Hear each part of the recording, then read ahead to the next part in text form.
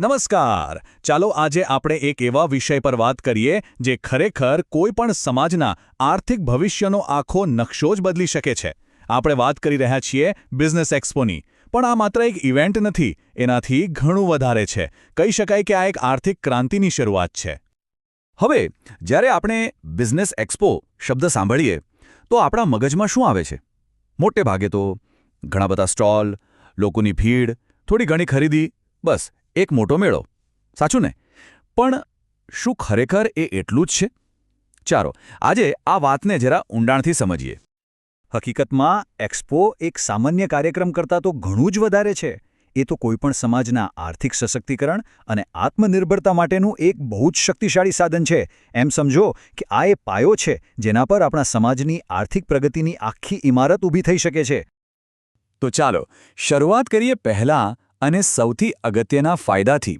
જે ઉદ્યોગ સાહસિકો છે, જે વેપારીઓ છે, એમને આનાથી સીધો શું લાભ થાય છે? જો આ ફાયદાઓ છે ને એ કંઈ અલગ અલગ નથી.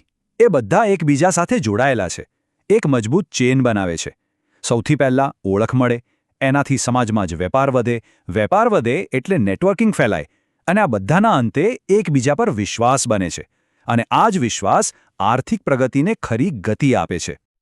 અને આ આખી ચેનની શરૂઆત ક્યાંથી થાય છે? એકદમ સિમ્પલ પણ ખૂબ જ દમદાર વસ્તુથી: ઓળખ. એક્સપો એક એવું પ્લેટફોર્મ પૂરું પાડે છે જે નાનામાં નાના અને મોટામાં મોટા દરેક વેપારીને દુનિયા સામે લાવે છે. ખાસ કરીને એ લોકોને જેમની પાસે પોતાની વાત રજૂ કરવા માટે બીજો કોઈ મંચ જ નથી. અને જ્યારે લોકોને ઓળખ મળે ત્યારે શું થાય? સ્વાભાવિક છે કે સમાજમાં આંતરિક વેપાર શરૂ થાય.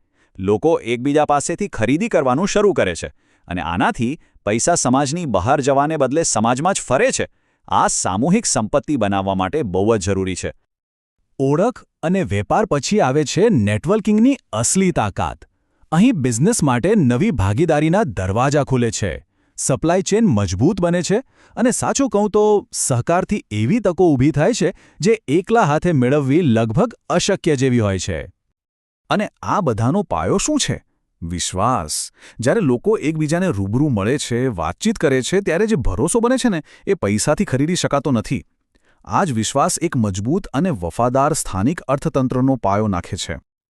તો આપણે બિઝનેસને થતા ફાયદા તો જોયા, પણ એની અસર સમાજના લોકો પર પણ એટલી જ ઊંડી પડે છે. આ વાત ખાલી બિઝનેસની નથી, પણ લોકોના સશક્તિકરણની પણ છે. જરા વિચારો, જ્યારે યુવાનો પોતાના સમાજના સફળ બિઝનેસમેનને જુએ છે ત્યારે શું થાય છે? એમના મનમાં એક તણખો જન્મે છે કે અરે, જો આ ભાઈ કરી શકે છે તો હું કેમ નહીં?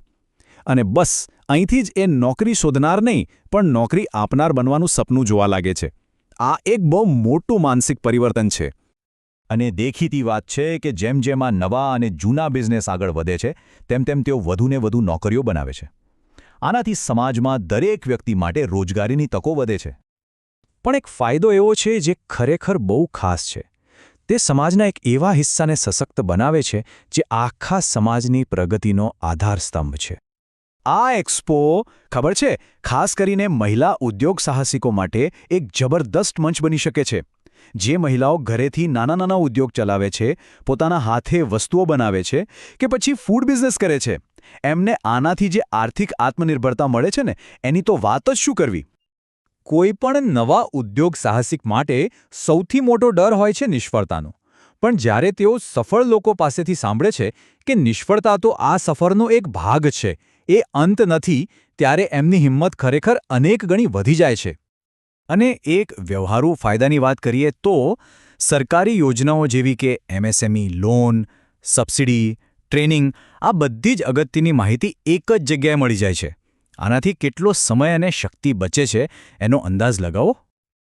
ચાલો હવે થોડું મોટા ચિત્ર પર નજર કરીએ.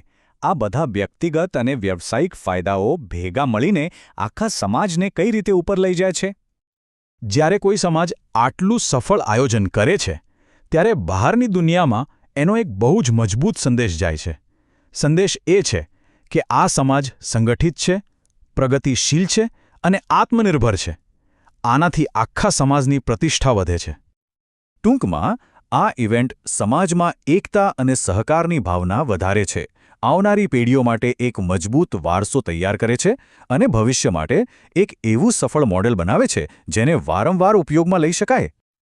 તો આ બધી વાતમાંથી શીખવા જેવી સૌથી મહત્વની વાત કઈ છે એ છે કે આ એક્સપોની અસર માત્ર 1-2 દિવસ પૂરતી નથી હોતી. આ સૌથી અગત્યની વાત છે. આ કોઈ સામાન્ય કાર્યક્રમ નથી, પણ આપણા સમાજના ભવિષ્ય માટે એક લાંબા ગાળાનું આંદોલન છે. આ ખરેખર એક આર્થિક ક્રાંતિની શરૂઆત છે. તો હવે સવાલ એ છે કે આપણા પોતાના સમાજમાં આ ક્રાંતિ શરૂ કરવા માટેનું પહેલું પગલું કયું હશે?